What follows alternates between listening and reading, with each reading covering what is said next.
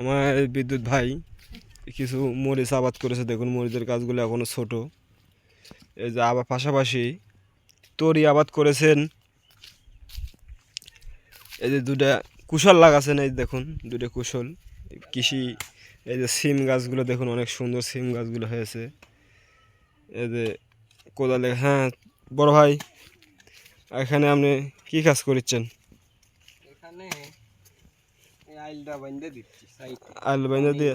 আটকানোর জন্য। এটা সিম গাছগুলো তো অনেক সুন্দর হয়েছে, অনেক সুন্দর বান ছেড়েছে। হ্যাঁ, আবার মাচাও করেছেন, এই দেখেন সুতো দিয়ে মাচা করেছে। অনেক সুন্দর হয়েছে। এখন তে ফল যেন কি জানি হয়। ফল গাছ লাগালে ফল হবে, সমস্যা নেই, কিন্তু গাছটা কতদিন হলো লাগাছেন? এই 15-20 দিন এরকম। 15-20 দিন হবে গাছের বয়স। দেখুন অনেক সুন্দর আগা ছেড়েছেন। এই যে তরির গাছগুলো লাগাছেন, তরি লাগাছেন দেখুন। এখানে এই ভিয়েতে কচুর বই আবাদ করেছিল। কচুর বই মোটামুটি তোলার পরে এই সিম সিম গাছ লাগাছে আর তরি গাছ লাগাছে। দেখুন ভিয়েত জল কম থাকার কারণে এই যে আপনার চারে মোড় আইল ঠিক করে দিচ্ছেন। দেখুন হালকা করে চলেন, আপনার একটু মরিচ গাছগুলো দেখান।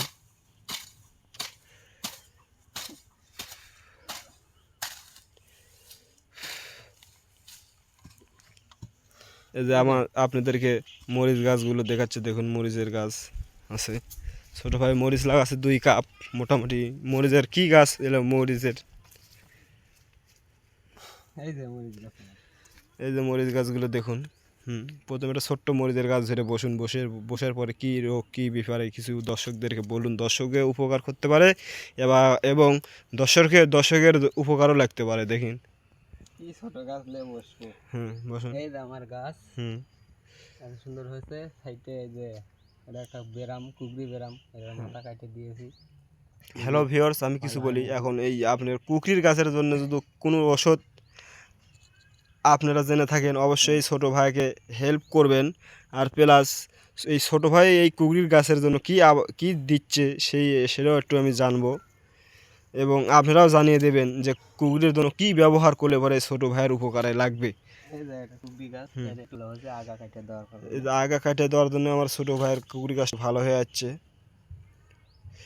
দেখুন কীভাবে মূল আগাটা কাটে দেওয়ার পরে এই কুকরিটাই দেখেন আপনার ভালো হয়ে যাচ্ছে। তারপরেও বলেন আপনারা কি কি গাছ?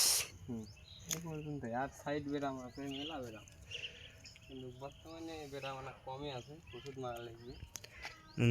2 কাপ মরিচ আবাদ করছে। এবারই প্রথম কৃষি উদ্যোক্তা এই ভাইটি। এই যে গাছের পাতাটা চিরল হয়ে যাচ্ছে, চিরল পাতা, গাঁজা গাছ। পাতার গাছটি চিরল হয়ে যাচ্ছে। এটা হেনচারক বলে, এই রোগেরও চিকিৎসা নিতে হবে। একে বলে হেনচারক।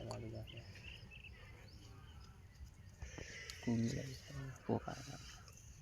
এই গাছটি একটু কুকুরি লেগেছেন। যদি আপনারা জেনে থাকেন, এই ছোটো মানুষ ছোটোই আবাদ করেছে, সামনে বার একটু বড় ধরনের আবাদ করার চেষ্টায় আছে। অবশ্যই আপনারা হেল্প করবেন। ভিডিওটি দেখে ভালো লাগলে লাইক শেয়ার এবং কমেন্ট করবেন। দেখুন এই যে এই রোগটার অবশ্যই ওষুধপাতি কিছু জেনে থাকেন, আপনারা কমেন্টে জানিয়ে দেবেন। এই রোগটা আমাদের এলাকায় হেনচা রোগ বলে। হেনচা রোগেরও ওষুধ আছে, কিন্তু আপনারাও সহযোগিতা করবেন।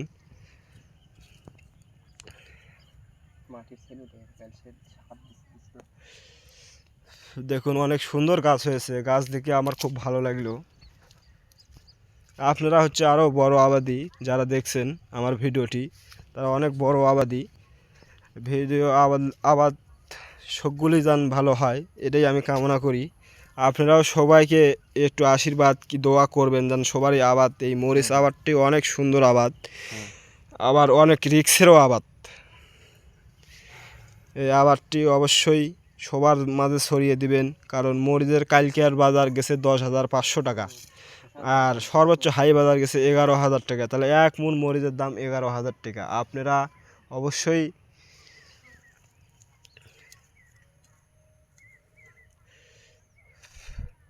আমাদেরকে সবাই সব কিছু খুঁটিয়ে খুঁটিয়ে দেখানোর চেষ্টা করছি। দেখেন কিছু গাছ ভালো হয়েছে, কিছু গাছ একটু পোষামিনের ভাব দিচ্ছে। আজকে আর বড় ভাই কি ওষুধ দিবেন জানিয়ে দিন দর্শকের।